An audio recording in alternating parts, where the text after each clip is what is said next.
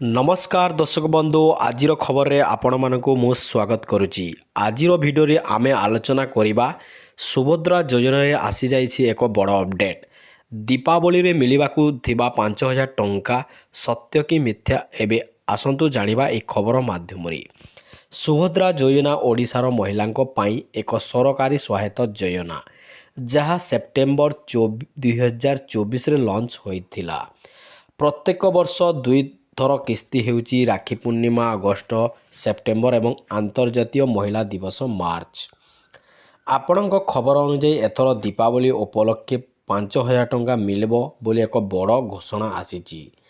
किंतु आम तथ्य जांच कला परे मूल घोषणा और सरकारी उपदेश एपरी किछि नाही। संप्रति खबर अनुଯାयी सरकार 2,85,00,000 महिला सुभद्रा योजना रे नियोजित करने को प्रक्रिया आरंभ करिसंती। तांको जोड़िबा पई माइक्रो सर्वे और डोर टू डोर सर्वे कराजिबो विवेचना होईची।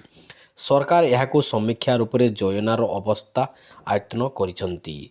सीएससी एवं मो सेवा केन्द्र ई-केवाईसी बायोमेट्रिक प्रक्रिया कराजिबार दिगरे मार्गदर्शिका नीति जारी होईची। गत घोषणावली रे 20,000 टंका मिलिबो बोली वीडियो बा खबर आसीची जहाँ प्रचुर रूपे एही धरण खबर मध्य जांचित हेबा आवश्यक काहाको भरोसा करिवे।